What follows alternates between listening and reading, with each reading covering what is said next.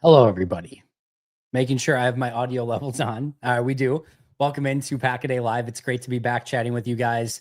I legitimately, sincerely, really missed these conversations, these live chats over the course of the past couple weeks while I was just under the weather and worried that I was just going to have coughing attacks for an hour straight while talking with you guys. So it is very nice to be feeling better. I'm still a bit under the weather, which is insane. Still a little bit of a cough. I might cough through a couple things today. I still don't feel like my voice is totally back, but very much looking forward to our chat and conversation today. As always, should be here for about 45 minutes to an hour, as long as you guys want to go. And I will try to get to as many questions as possible. Super chats will go to the top of the list. And then we may get to a point when we have a little bit of time left that I go to members only chats. But to begin with, we'll go right down the list and again, get to as many questions as we can. I do have it changed right now to subscriber chat. So you do need to subscribe to put in questions. So just make sure if you have not yet subscribed to the channel, you do so. And then easy enough, you'll be able to ask as many questions as you would like. But great to have you guys here. Great to be back. And let's get to it right away. We'll start with John. I really like Hafley. Think he's done a good job, but it's going to be a shame to see Saleh leave for another DC job. He would be the perfect defensive coordinator, someone that is most likely not getting another head coaching job, and someone that would be here for the long haul, a la Spagnuolo. I'm not trying to push Hafley out the door, but if he does succeed, that will be great for Green Bay. But then we will most likely lose him to a head coaching job and have to start over. The only way it would be worth it is if Hafley leaves Green Bay after helping hoisting a Lombardi. Damn you Jets for not canning Saleh last offseason.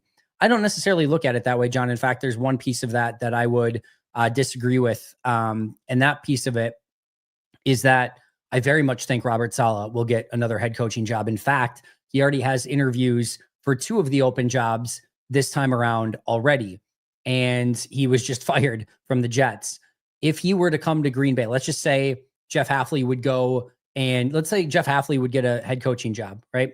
Say the Raiders out of nowhere, Jeff Hafley, new head coach with the Raiders. All right. If that were to be the case, Robert Saleh would be the leader in the clubhouse to be the defensive coordinator in Green Bay, although San Francisco would be pushing for his services as well. Sounds like they're basically offering him the defensive coordinator job already. If Robert Saleh had one really good year in Green Bay, he's probably gone and out the door immediately with a head coaching job. In fact, I would argue Robert Saleh would be the more likely of the two to immediately get a head coaching opportunity, more likely than Jeff Hafley would. So I don't necessarily see it that way. I think there's a better chance that Jeff Hafley's around for a longer period of time. I think Saleh would be a stopgap. I think he'd be here for a year or two, unless he did poorly, in which case then you're not super thrilled that he's still around anyway. And it's sort of that double-edged sword. I look at it more of, I feel like Green Bay found their defensive coordinator. And I don't think Hafley's going anywhere anytime soon. It wouldn't have shocked me if like he got like an interview, especially with some of these teams, like interviewing 12, 14 candidates or something. It wouldn't have stunned me if he got an interview. I would have been pretty stunned or shocked if he got a head coaching job this offseason. And I don't think he's going to be like top of radar next year unless Green Bay is like legitimately number one defense, excuse me, maybe number two defense, something like that. And they probably go on an epic playoff run in large part due to the defense. I think he's still a little bit of a ways away from that. So I actually feel like Green Bay did get their defensive coordinator. I do feel like he's going to be around for a while. And I don't look at it as like, oh no, Robert Saleh left. I feel like it was a good experience for the Packers to bring Robert Saleh in as a consultant. It was probably a very good experience for Robert Saleh and, getting ready for his next job. And I thought that was a mutually beneficial relationship, and it was always going to come to an end. And again, I'm not as concerned about Saleh or Hafley. I'm very happy with where Jeff Hafley is bringing this defense right now and how he has them playing. He still has some things to prove, specifically in big games against good offenses. But this is a defense that is, I think, far exceeded expectations for the most part. Pass rush, notwithstanding, that's definitely still an issue. But for the most part, I think this defense has done a very good job through the majority of the season. Let's get to those super chats really quick. I think Love's MCL affected him the whole year. It's an interesting concept, Ralph. It's tough to say. I do think the entire injury situation has affected him on the entire season, meaning I don't know that it is the actual MCL or the groin that have affected him at all in the second half of the year. I do just think from even some of the injuries he had in training camp to the MCL week 1 to the groin injury, it really just took the first half of this year and took everything kind of completely out of whack and allowed him not to get into a rhythm. And I think during that time, because he was not as mobile and was more susceptible to hits, he got into some bad habits of just kind of getting rid of the ball and throwing some interceptions. And then because of that, he was very cognizant of not throwing interceptions, which I believe has kind of messed with his rhythm and timing a little bit as well. And it's just been more so of like, I don't know that the MCL or groin are bothering him at all anymore. He certainly looks very mobile out there. He can plant, he can fire. I mean, even he had the, excuse me, according to Next Gen Stats, he had the hardest ball ever thrown to Tucker Kraft that they've ever tracked. So he's got all of that ability still. His mobility's good. His arm talent's good. There's no real question about any of that. I do think it just not being able to get into a rhythm and those sort of things have played a part in this. And again, now I think maybe he might be trying to be just a bit too careful with the football. That to me has been the bigger thing, where it just hasn't ever been, I think, what we sort of expected it to be, or ever really found that perfect rhythm with this offense. And as Matt says too, I don't think it's just Jordan. I think it's everyone working in tandem, from play calling to offensive line to receivers and tight ends getting open, to all of it, to Jordan being better with his footwork and accuracy and those sort of things. But I do think just the entire stretch from, again, even just the holdout in camp to some of the injuries that he went through a little bit in camp, to MCL, to groin injury, to just not getting in that rhythm. I think all of that has played a factor in him just maybe not completely hitting the ground running this season, and then being able to kind of evolve as the season has gone along. Jonathan, thank you for the super chat. 3 years, 3 schemes, never a true starter. Is it bad that I'm a bit forgiving for LVN's slow start? LVN is a second-year player. So 2 years, 2 schemes for LVN. He was, now you're having me second guess. 2023 NFL draft was that LVN? Yeah, LVN. Yeah, so he was 13th pick, 2023. And then this past year was the Jordan Morgan draft in 2024. So he's just in his second year, in his second scheme. Unless you're talking about 3 years, 3 schemes and never a true starter at Iowa. If that's what you're talking about, then that's different. I don't know. I'd have to look back if he had 3 different schemes at Iowa. I don't know that off the top of my head. Either way, you can be forgiving of LVN for his slow start. That's fine. I think where he's at this point in year 2 is a level of disappointing, regardless of how you slice it. I have said I am not out on LVN. I am not in the camp of like bust, going to be a nobody.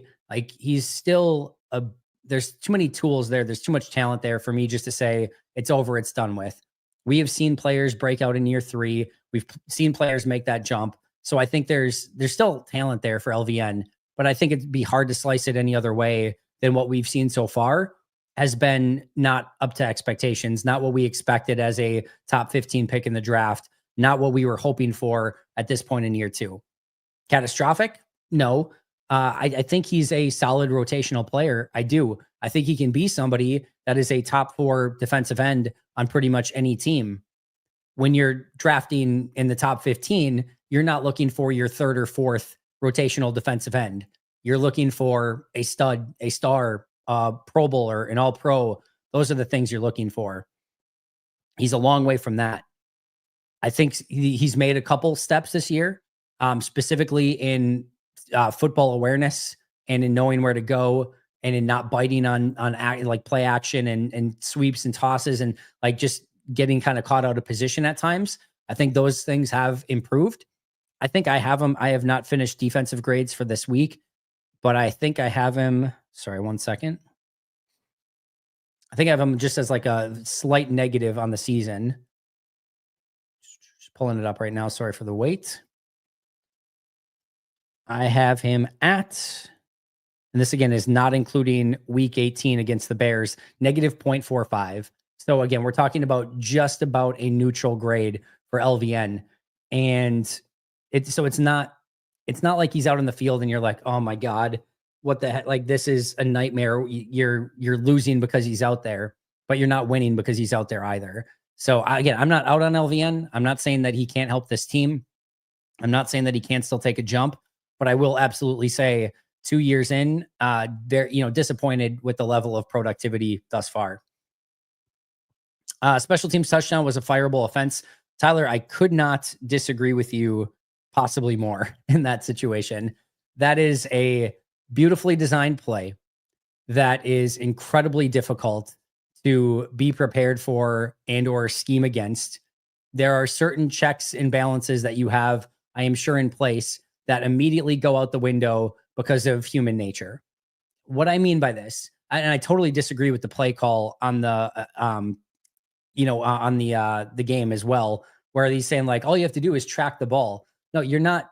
You're not. Look, how many times have you ever seen a special teams player that's running down the field running like this?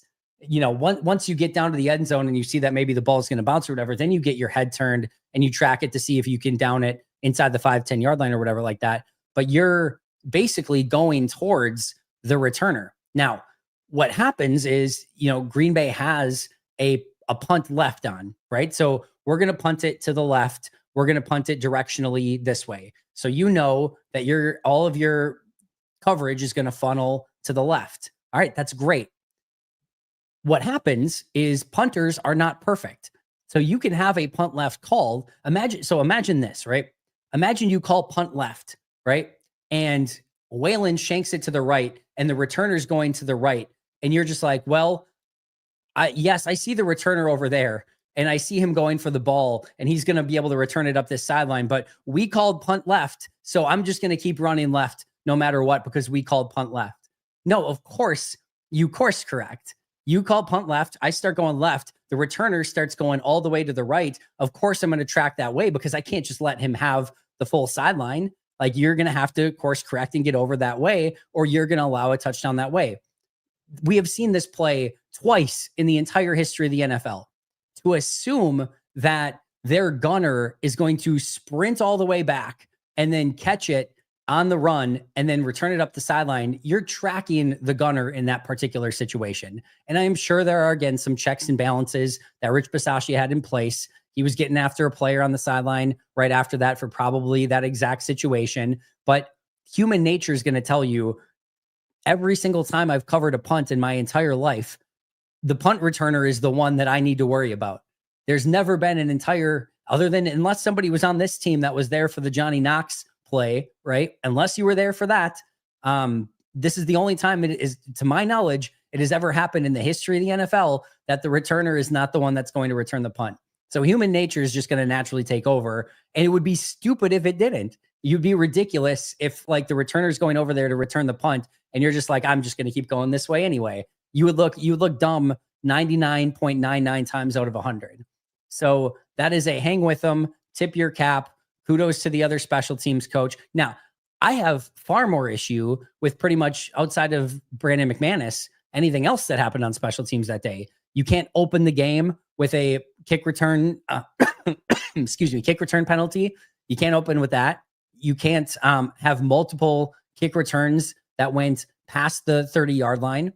You can't have, there was a one where Keyshawn Nixon let it bounce, and then they got it down inside the 20. Like, with new kick return rules, you should never get down inside your own 20. Like, that was an egregious penalty or issue.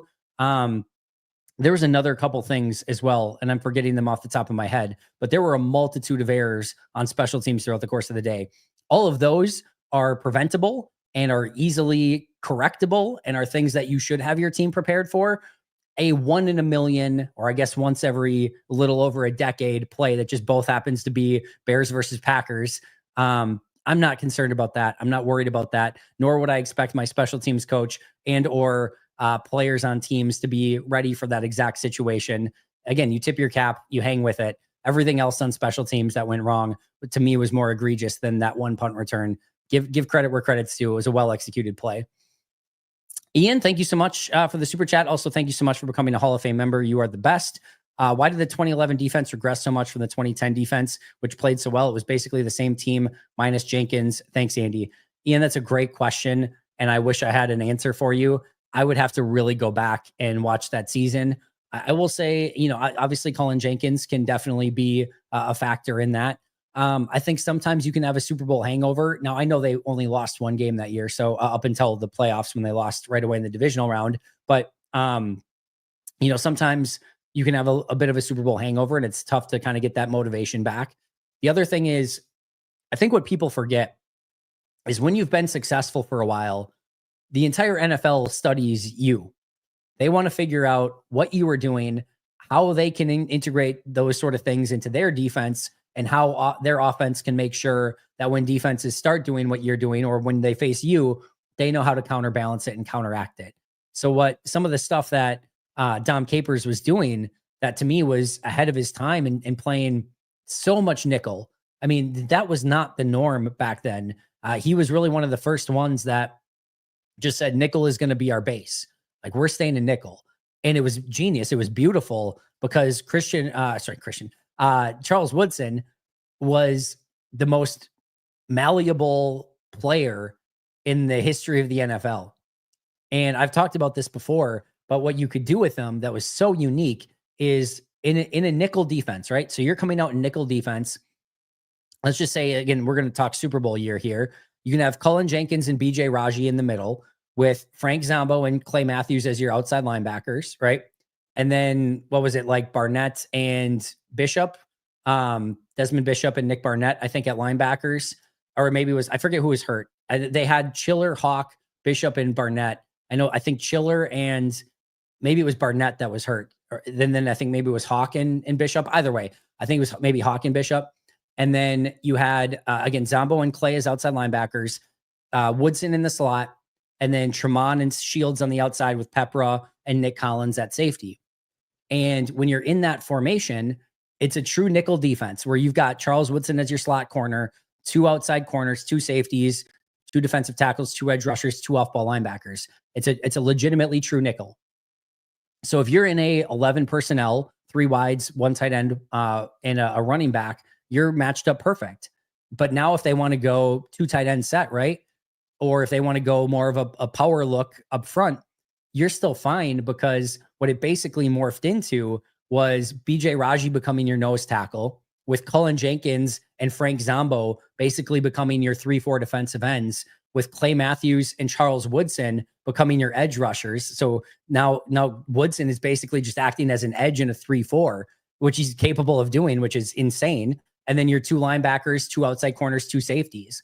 So they had on the field a base defense and a nickel defense all at once, because their defense was so malleable, and specifically because you had a Hall of Famer in Charles Woodson that was just out of his damn mind with what he could do at the line of scrimmage. And you could then do so many things off of that and just like morph into almost any defense that you wanted to. And then obviously Clay being such a special player, and just it was so set up perfect. Now, as to why that fell apart a little bit in 2011, again, I'd have to go back and look at that just a little bit closer and kind of review that. I'll be totally honest. I'm a history major from college. I don't know why. I don't know how. It just happened that way.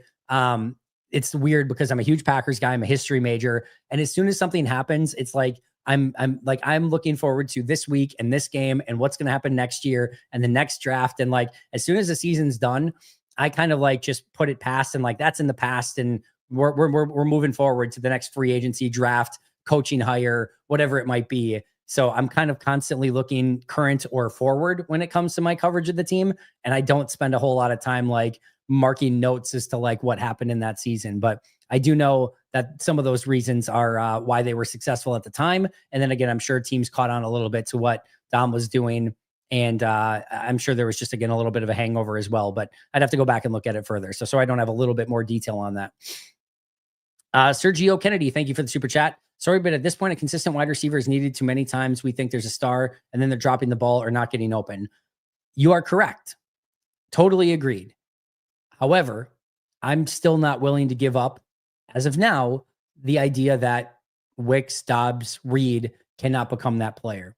And Devontae Adams, Dobbs is a bit different because he's in year 3, but Devontae Adams should still be a good reminder that, hey, sometimes things happen and sometimes people break out at different periods of time. Now, the Christian Watson scenario changes the calculus.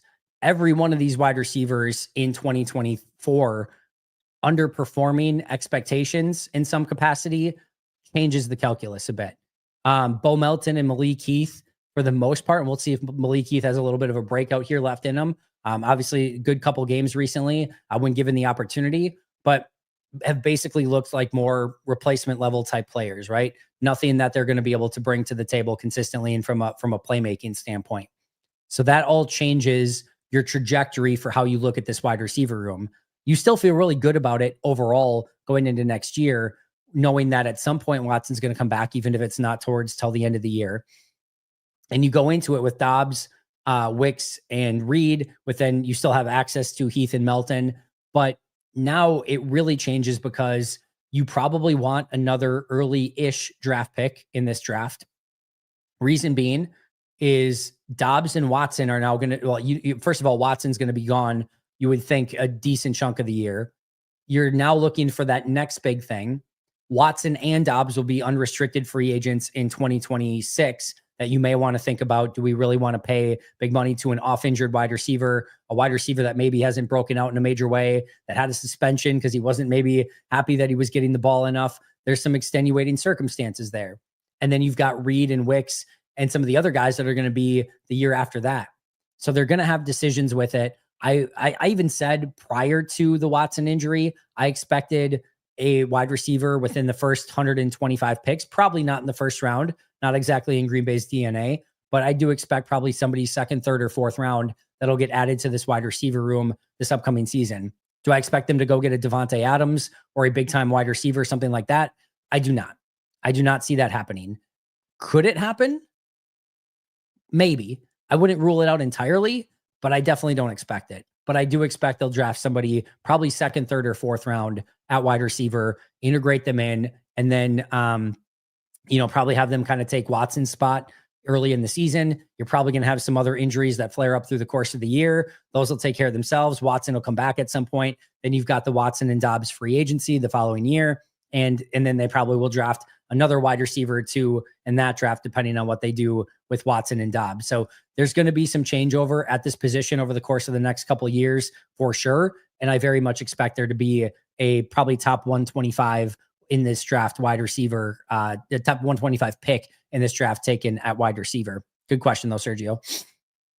Ralph, everything screams average to good every year with this team, but we know average and good doesn't win Super Bowls. I think Goot is okay, not great. Well, let's see. First of all, as Matt LaFleur likes to echo ad nauseum, every year is a little bit different. I think comparing the 2019, 2021 teams, which I think were three teams that had 19 was early, 20 and 21 had every right to compete for a Super Bowl. 2020 probably should have been, and I think had it not been for a Bakhtiari injury, very well might have been. I don't know, maybe Kevin King still blows a coverage and it maybe Brady and Tampa still win that game, but the Bakhtiari injury certainly felt like it affected that in a very major way. But 2020 was definitely a Super Bowl team. 2021 had all the talent, special teams, and a really poor performance by Aaron Rodgers in a really big moment really tanked that 2021 team, unfortunately. But those on paper were legitimately great rosters. I mean, legitimately great rosters. They needed better special teams from a coaching standpoint and probably from a roster standpoint. Their upgrades on special teams probably came a little bit too late.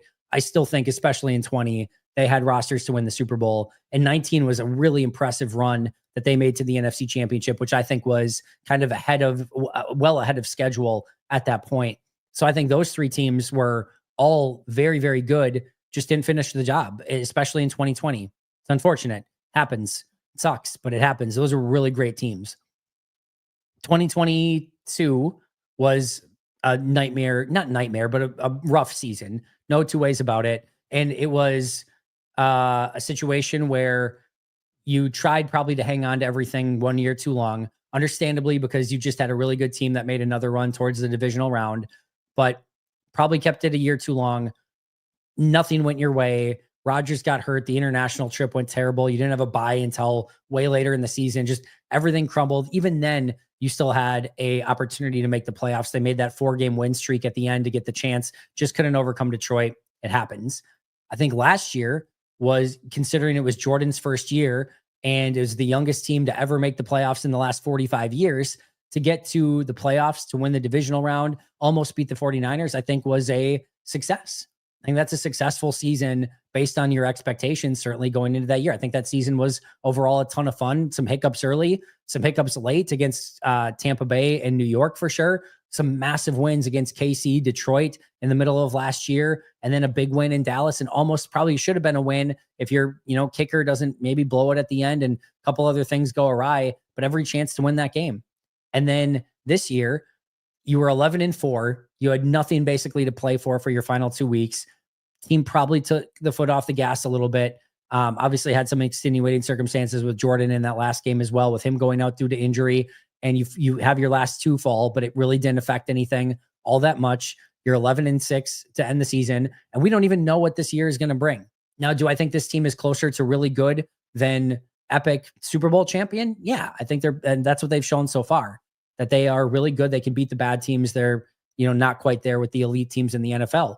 Number one, they have the opportunity to change that narrative over the next 2 weeks. Go beat Philly, go beat Detroit, and that narrative changes like that. And you're going to have a totally different view of what this season is. Even still, this is the second youngest team to ever make the playoffs in the last 45 years. I still feel like they are a year ahead of schedule. Now, you might say, well, Andy, that's benefit.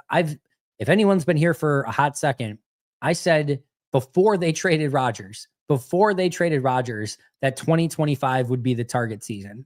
That's the 2025, 2026 season is the target season where you'd be able to get off a Rodgers contract, utilize a lot of those picks that you got from Adams and from Rodgers, and probably have some seasons that didn't go quite according to plan, some earlier picks from that, and then be able to put that all together. And you probably get some free agents like Josh Jacobs, Xavier McKinney, and even more, I think, this upcoming offseason. Next year was always sort of that year that made the most sense. So let's see. I will agree with the overall premise that Jeff Fisher used to bring up and say, hey, what did he say? Like 7-9 BS or whatever. Like, we don't want to be in that because you're in no man's land, right? 7-9 is the ultimate. We didn't get to the dance, and now it's 7-10 or 8-9, probably more appropriately at this point, 8-9. You didn't get in the dance. You didn't make the playoffs, but you've got like the 18th pick in the draft. You're not picking early. You're just complete middle ground. You're complete no man's land, right? That's where you don't want to be. And there's a point to be made of, hey, if you get into the divisional round every year, but not surpassing that, maybe you get a wild card win, or maybe you get a divisional round win, but then you lose in the NFC Championship game. If you're getting to that, you're just a step up in a different sort of purgatory. It's still it's better than a lot of alternatives. And there's a spoiled aspect to that, because if you're making the playoffs every year, you're usually a pretty damn good franchise. And there's a ton of value in that usually overall as well. But it's a slightly different form of purgatory where you're just picking 26th every year, and you're never quite making that run, and you're never quite winning that Super Bowl. And I do think there's something to it. I do think Goody went fairly aggressive this past offseason to go get, after a run to the divisional round game last year, where they probably should have won, going and adding a Xavier McKinney and a Josh Jacobs to this team, plus a full draft that already has netted you 2 really good players in Edgerrin Cooper and in Evan Williams, a more than serviceable player in Javon Bullard, and I still think a likely starting offensive lineman in Jordan Morgan. Like, there's some significant additions to this team this past year. So it's not like Goody saw the team last year and is like, we're good, we got this. No, he went pretty aggressive to upgrade that team. I think he's going to do so again in 2025. But I cannot stress to people enough, it is really, really, really, really hard to win a Super Bowl, get to a Super Bowl, and win at that high of level year after year. I think what Green Bay has done, especially in this Matt LaFleur era, on the whole, has been very impressive. Matt LaFleur, Brian Gutekunst and company, Jordan Love, their legacies will ultimately be determined by if they can win a Super Bowl or not. That's the job. I don't think it's probably going to be this year. I think they have a 3 to 4 year window where this thing is pretty damn wide open. And if they get a Super Bowl in this, well, I will consider probably 5-ish year stretch, which I wouldn't even consider last year to be year one. Like this to me is kind of year one where they're like last year was house money. This year they were good. This is a competitive team. They still are.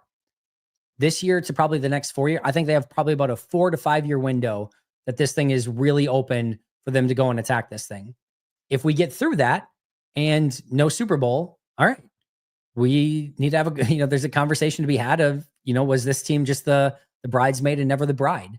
And there's an issue with that. And you have to kind of reevaluate things of like, how can you either more aggressively open that window or get over that hump? Those are conversations that need to be had. But let me just remind you, and I know you don't compare yourself to the worst of the worst, but there will be teams that go 15 years without even a playoff appearance. There will be teams that will have more coaches over the next 5 years than Green Bay will have playoff appearances, or at least it'll be similar, right? Like there are a lot of bad teams out there. There's going to be good teams every year. It's hard to win at a high level. And overall, I think we should be extremely thankful that Green Bay is in the position that they're in, but it is up to this team and their legacies and Goody and Matt and Jordan and this team.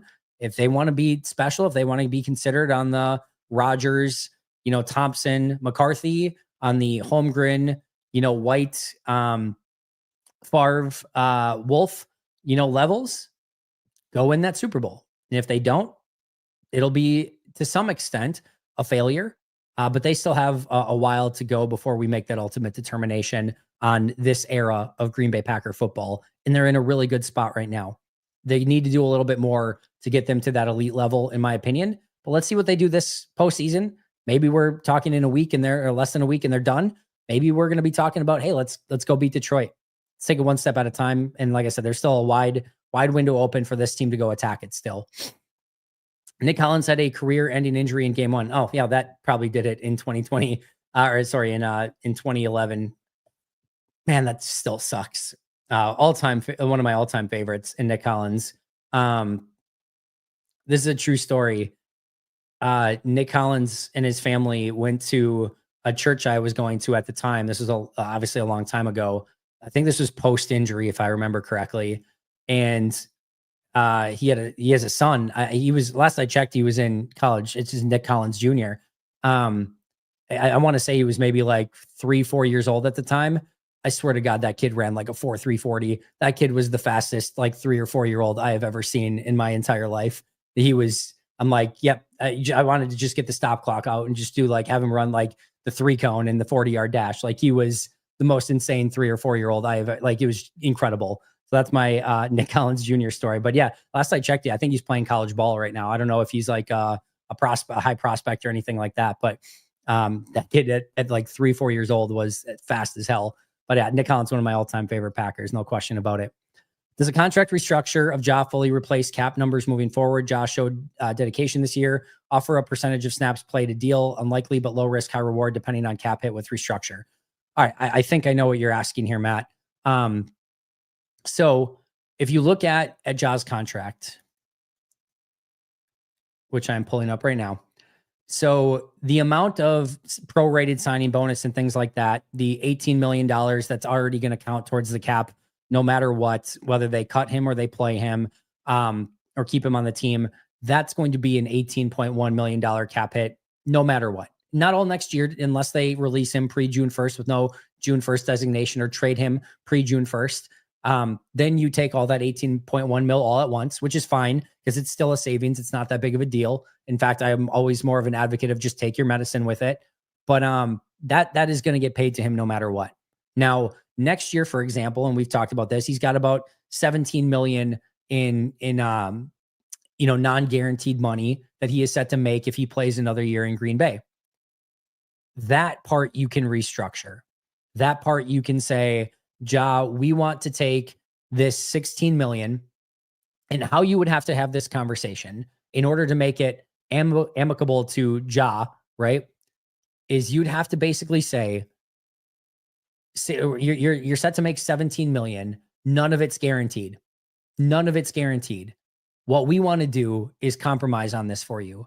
We want to make 10 million of this guaranteed. All right. We're going to guarantee you 10 million of this. So you get it no matter what. We're going to guarantee 10 million, but we want the other 7 million to be in incentives, something to that extent. And then in that case, the 7 mil could be either likely or unlikely to be earned incentives. If they are unlikely to be earned, they do not count against the salary cap. And then they would count against the next year's salary cap if he actually met those incentives. If they were likely to be earned incentives, they would count against the salary cap, but then would not count. Then you would get credited back if he did not hit those incentives. Be dependent. But like, for example, you could put $1 million on he has to play 17 games. That would be an unlikely to be earned incentive. If he played 17 games, he would earn $1 million. It would have to be that he would get 6 interceptions for another million, and so on and so forth. Like, there'd be different metrics, the majority of which, based on his injury history as of late, would likely be unlikely to be earned incentives. So you could cut a portion of that down, turn it into incentives, but you're going to have to entice him with something, meaning you're probably going to have to say, we're going to guarantee 10 million of it, no matter what. That might sound like, oh yeah, like I could see him going for that. What you have to remember is he's a vested veteran. So as soon as he's on the roster week 1, his contract guarantees fully anyway. So it's not quite the carrot that you're thinking that it is to dangle in front and be like, ooh, look at what you get. As soon as week 1 hits and he's on that active roster for week 1, full contract guarantees. So that's a tough conversation to have. And my guess is John, his agents, say, if anyone comes to the team and says, we want to do a restructure, I think they're just like, we're good. You can trade us or cut us. We'll go somewhere else. And I don't think that conversation gets anywhere. If you're offering something of value, the other thing that you would have to potentially do, and what you could do a different way, is say, all right, we're going to take that $17 million contract. We're going to cut it to 12 million. So we're going to keep it at 12 million, but we're going to give you 8 million in incentives. So you're going to get 12 million no matter what, but instead of it's only going to cost us 12 mil against the cap for now. If you hit these incentives, you can earn 8 more million, which means that you're set to make 17 right now. But if you hit your incentives, you can earn 20. And then you would have the potential, like maybe he would consider that. But then you're potentially paying more if he hits the incentives, which you probably don't mind, because they're probably going to be incentives that would be massively beneficial to the team and probably meant that he stayed healthy through the course of the year. Maybe there's something there. My gut feel, just me, no insider reporting, have not heard from anyone whatsoever, just pure unadulterated gut feel, is it felt like this year, just based on Matt LaFleur's body language when he was talking about Jaire and things like that, it felt like this was a divorce happening in real time. That it felt like Green Bay was like, we're just kind of done with this entire thing. Could totally be wrong. Could totally be reading it incorrectly. That's just my outsider's view on it, that I feel like this was we're just going to go in a different direction. And he probably needs to go in a different direction, and Green Bay probably needs to go in a different direction. So are there mechanisms out there where you could theoretically, again, dangle a carrot, whether it's either incentives that would get him more money, but would potentially cost you less in the interim, but he's kind of gambling then at that point? Are there, maybe guarantees that you could throw in there that would make it more worthwhile? Maybe.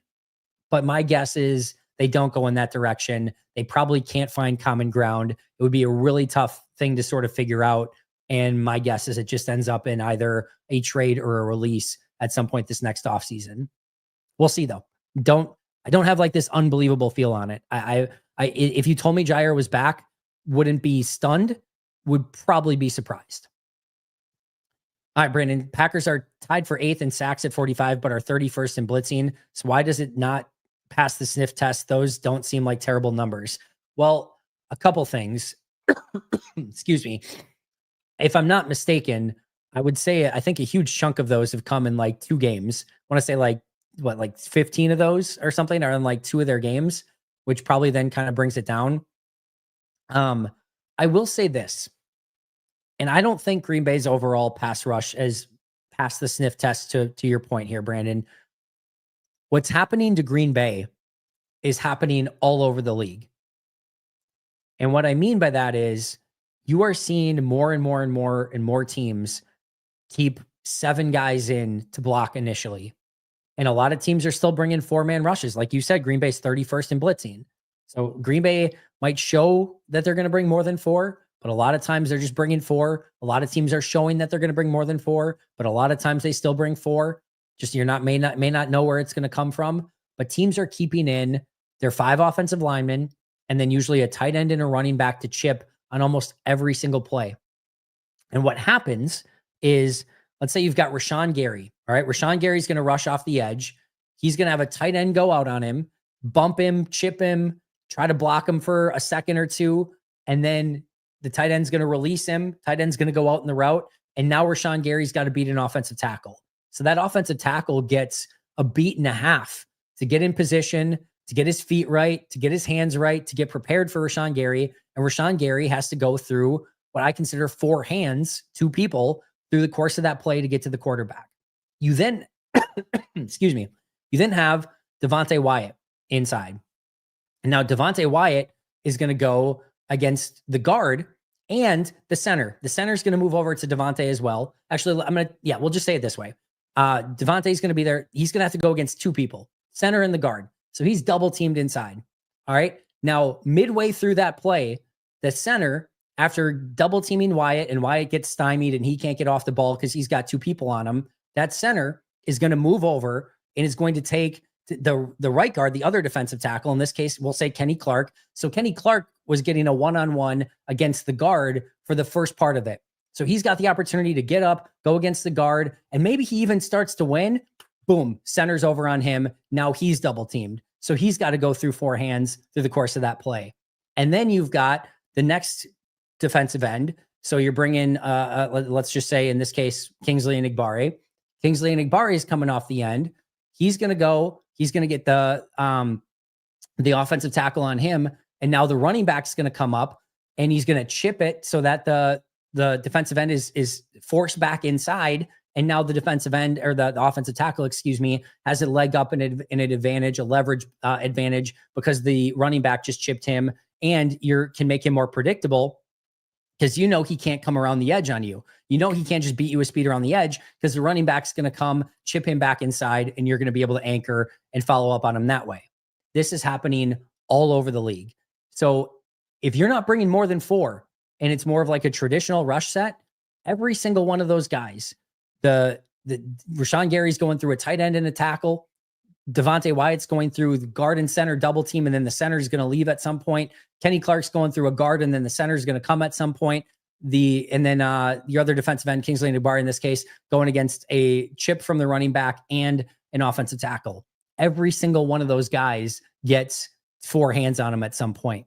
That I cannot tell you. If you go back and you watch all 22 tape of defensive end, like how many guys that can get through 2 guys on a play, it's really, really hard to do.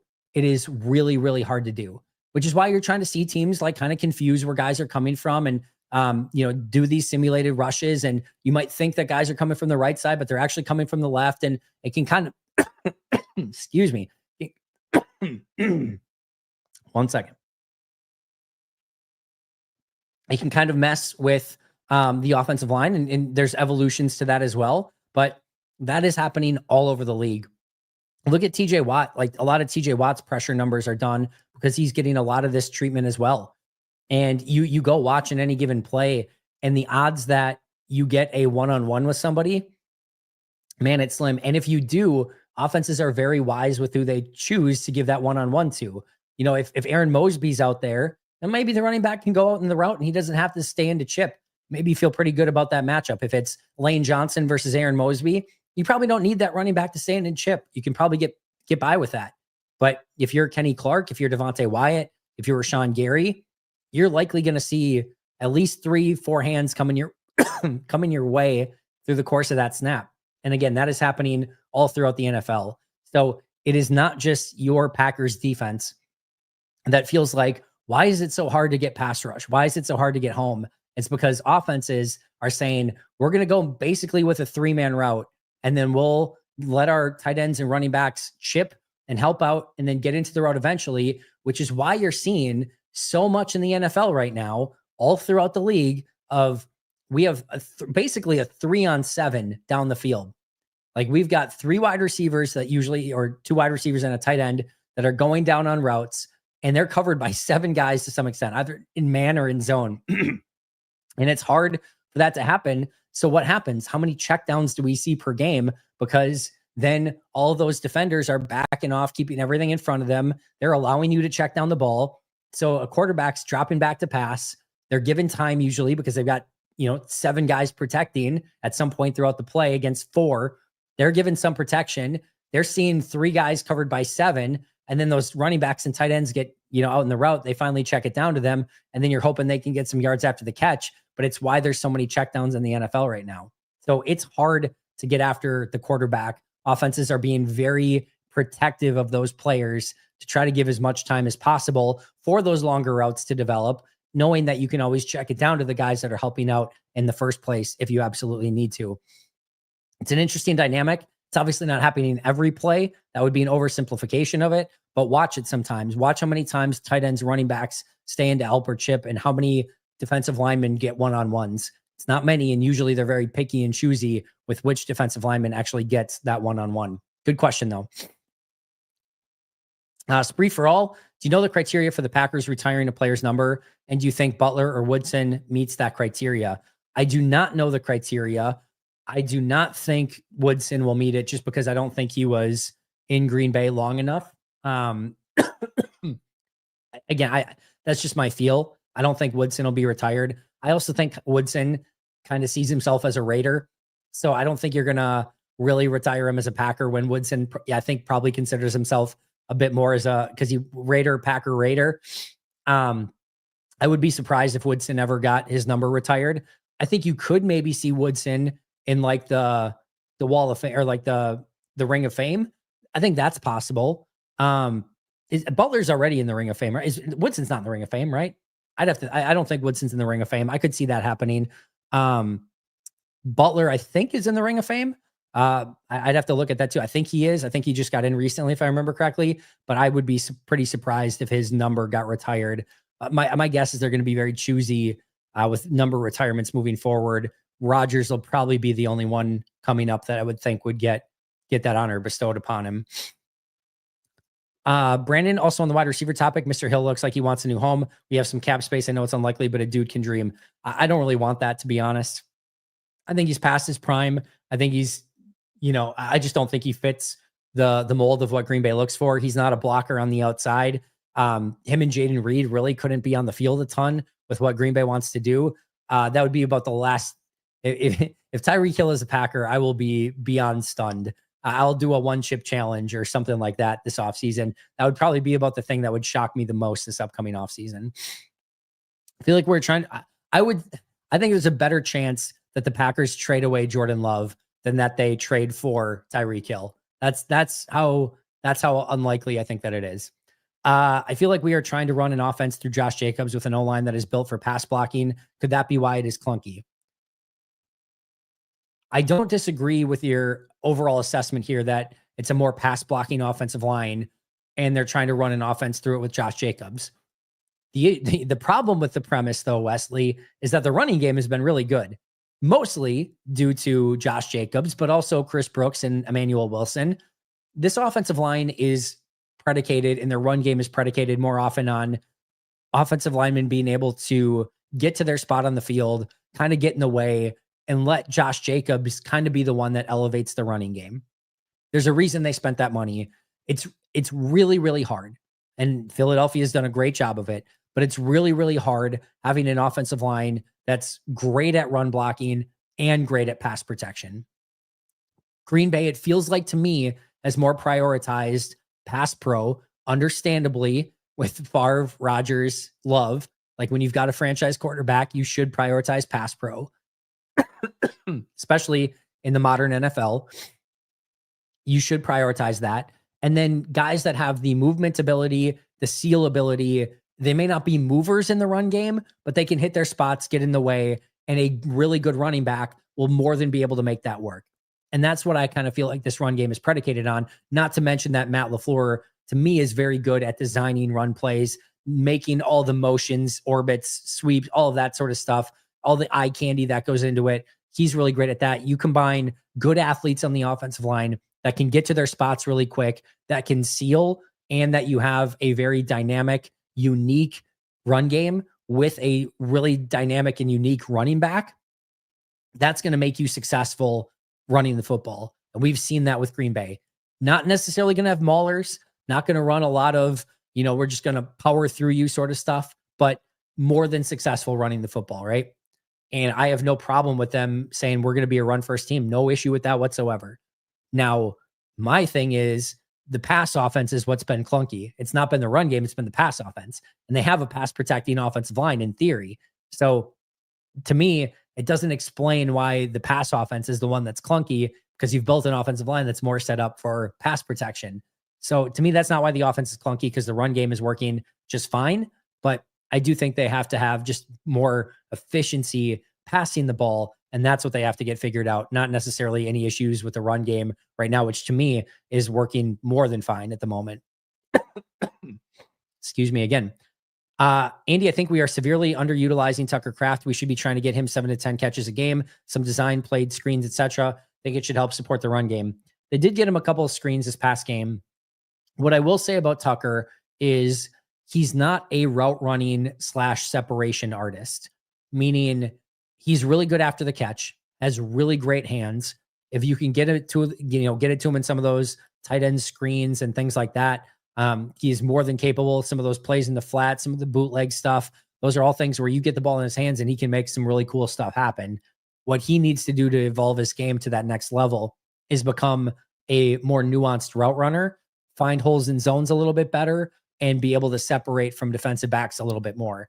That to me is why he's not somebody that's in that 7-8 catch range. That's the next evolution to his game that he needs to be a bit better with. He's not bad at it. He's not a bad route runner. He's not bad as a receiving tight end, but he's not in that, Travis Kelce echelon of tight end where you're like, yep, let's get him 8 to 10, targets per game. He just doesn't separate at this point in his career at that level.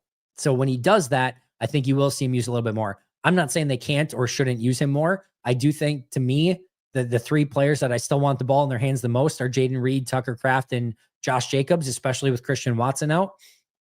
I think you have to kind of design your offense to try to get the ball in their hands as much as possible. But I do think there are still some limitations to Tucker Kraft of how you utilize him as a receiving tight end and just how much you want to design stuff for him when he doesn't have that, in my opinion, elite route running / separation ability at this point in his career.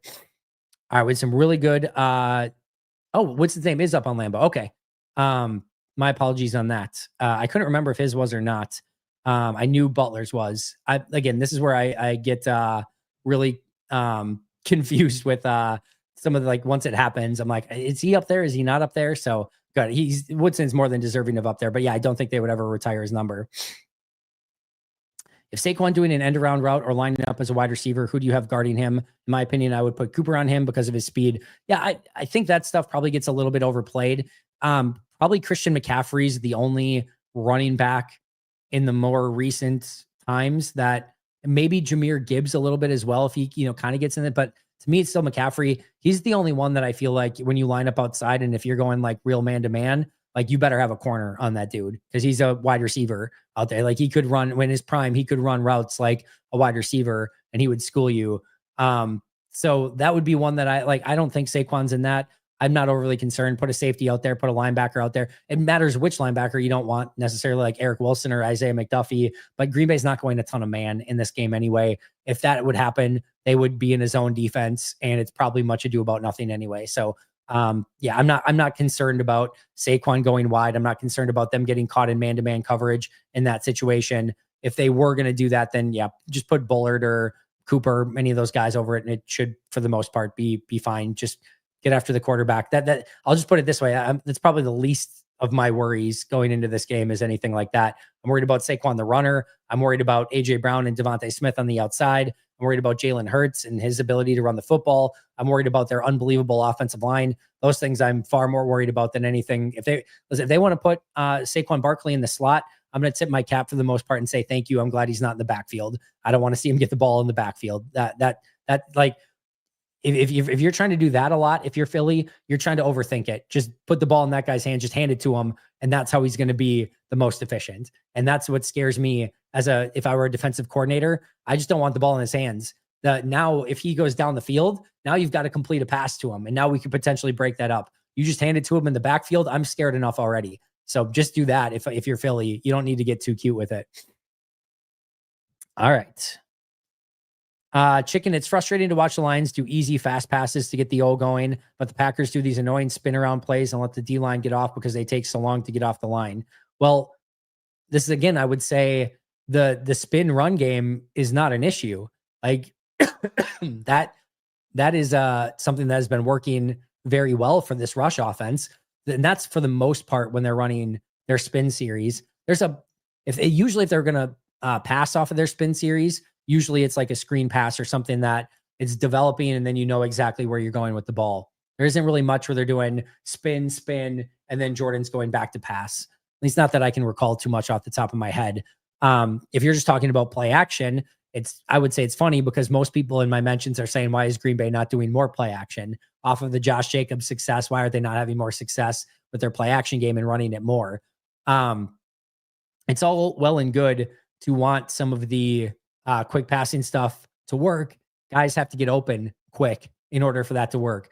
Jordan's got to hit his drop and rip the ball in order for that to work. And that's where, I go back to, and Aaron Nagler and I talked about this for the preview show that'll be out for members tomorrow morning.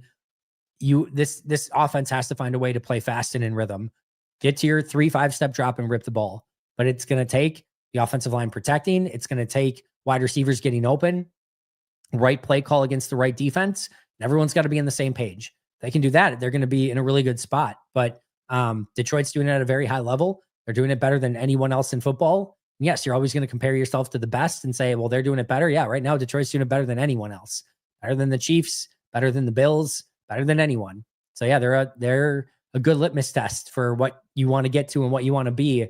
Green Bay's got a little ways before they get to that. But I don't, to me, the spin stuff and the play action, that to me is not anything to do with it. It's more of when they don't go play action, you just got to hit your drop, rip that ball, and there better be somebody open when you're running those quick passing concepts. All right. Andy, my guy, rest that voice and drink some water. Thanks for all you do. I'm getting there. We'll a couple more minutes here, guys, and then I'll probably get out of here. I'll get through this thing eventually. We're almost through the busy season anyway. Just another month left. Month in a little bit more than a month. Just that Super Bowl run. Do we get a comp pick if Saleh leaves his offseason? You do not. He's got to be on the team, I think, for 2 years. And I think it has to be more than just a consultant. I think it has to actually be an actual coach on your team. But no, they wouldn't get anything for Saleh. Jeremy, you are more than welcome, my friend. Why is Matt LaFleur and Jay Love himself all being weird about his hard elbow funny bone today? Bad vibes. At least he did his hand. No, to me, this is gamesmanship.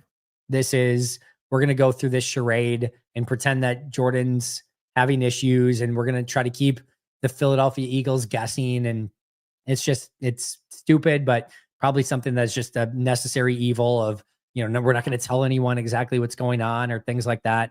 I mean, everyone expects Jalen Hurts to play. Everyone expects Jordan Love to play. I'm sure both of them are going to play.